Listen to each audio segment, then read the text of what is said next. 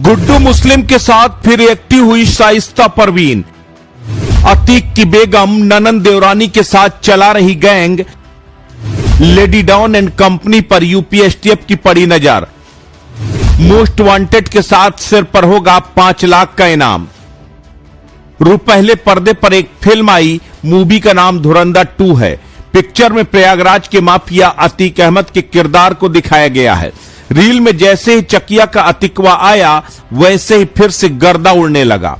जो लोग अतीक एंड बदमाश कंपनी को भूल चुके थे, जिनके लिए अतीक और उसकी बेगम शाइस्ता परवीन दगे कारतूस बन गए, अब अतीक और उनकी बीवी को लेकर फिर चर्चाएं तेज हो गई हैं। अखबारों में शाइस्ता को लेकर खबरें छपने लगी हैं। सोशल मीडिया पर बमबाज गुड्डू मुस्लिम गदर काटे हुए है। दावे यहां तक किए जा रहे हैं कि लेडी डॉन शाइस्ता अपनी ननन देवरानी के साथ दुबई भाग गई। दुबई में उसने गुड्डू से हाथ मिला लिया। दोनों मिलकर अतीक का गैंग चला रहे हैं। इन दावों पर मुहर तब और पुख्ता हो गई जब प्रयागराज में एक कारोबारी को पीटा गया। उससे रंगदारी मांगी गई। ये रंगदारी गुड्डू मुस्लिम के गुर्गों के जरिए मांगी गई। ऐसे में अब पुलिस के साथ यूपी एसटीएफ एक्टिव हो गई है। शाइस्ता को मोस्ट वांटेड की सूची में डाले जाने का काम शुरू हो गया है। शाइस्ता पर 50,000 से इनाम बढ़ाकर 5 लाख करने का काउंटडाउन भी शुरू हो गया है। कहानी की शुरुआत 1980 के दशक से होती है, जब प्रयागराज की धरती पर चांद बाबा का दबदबा हुआ करता था। चांद बाबा को लेकर लोग रंगबाज के नाम से पुकारते थे। तब चकिया इलाके में एक झोपड़ी में अतीक अपने पिता के साथ रहा करता था। वो चाय पान की दुकानों में चांद बाबा के किस्से सुना करता था। उससे भी चांद बाबा की तरह बनना था। ऐसे में वो चांद बाबा से मिलना चाह रहा था, लेकिन बाबा के बिना इशारे के कोई उससे मिल ही नहीं पाता था। तभी पहले पर्दे पर एक फिल्म आती है। फिल्म का नाम डॉन होता है। फिल्म में अमिताभ बच्चन ने शानदार रोल निभाया था। अतीक को डॉन के बारे में खबर मिलती है। वो अपने एक दोस्त के साथ डॉन फिल्म देखने के लिए टाकीज पर जाता है। अतीक के आगे वाली कुर्सी पर चांद बाबा का सबसे करीबी व्यक्ति बैठा होता है। तभी अतीक अपने दोस्त से कोल्ड ड्रिंक मंगवाता है।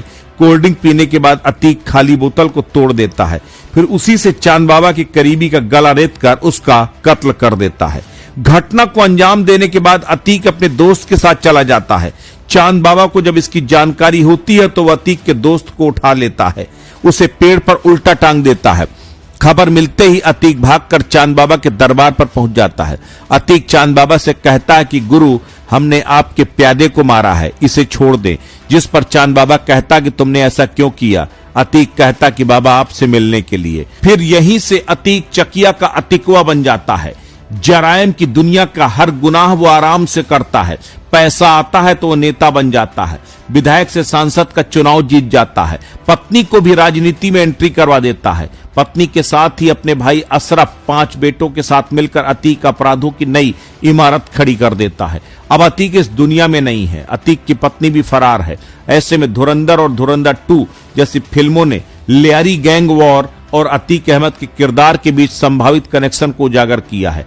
इन फिल्मों में अतीक के नेटवर्क को आतंकवादी संगठनों, नोटबंदी के दौरान फर्जी मुद्रा के कारोबार से जोड़कर दिखाया गया है।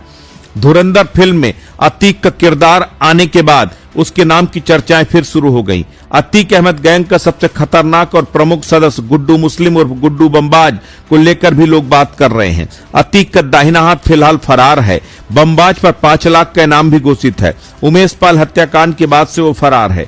जांच एजेंसियों को उसकी लोकेशन मेरठ, उड़ीसा, नेपाल और कोलकाता जैसे रास्तों पर होने की आशंका रही है, लेकिन तमाम कोशिशों के बावजूद उसका कोई ठोस सुराग नहीं मिल पाया। ऐसे में दावे किए जा रहे हैं कि गुड्डू मुस्लिम दुबई भागने में कामयाब रहा है। अतीक अहमद की पत्नी शाइस्ता परवीन भी उमेश पाल हत्याकांड की साजिश में शामिल होने के आरोप में फरार चल रही है। उत्तर प्रदेश पुलिस ने उस पर 50,000 रुपए का इनाम घोषित किया है। पुलिस की कई टीमें उसकी तलाश में दबिश दे रही हैं, लेकिन अब तक उसे गिरफ्तार करने में सफलता नहीं मिली। शाइस्ता को लेकर भी अफवाह है कि वो भी दुबई में है। शाइस्ता के साथ अशरफ की पत्नी और अतीक की बहन भी हैं।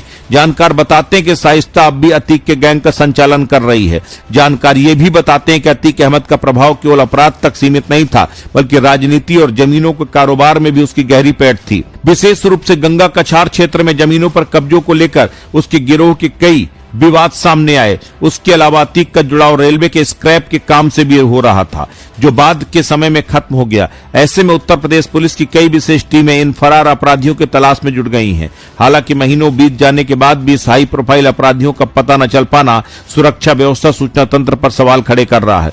ये पूरा मामला अपराध के साथ साथ राजनीतिक और सामाजिक ताने बाने पर पड़ने वाले गहरे प्रभावों को भी दर्शाता है।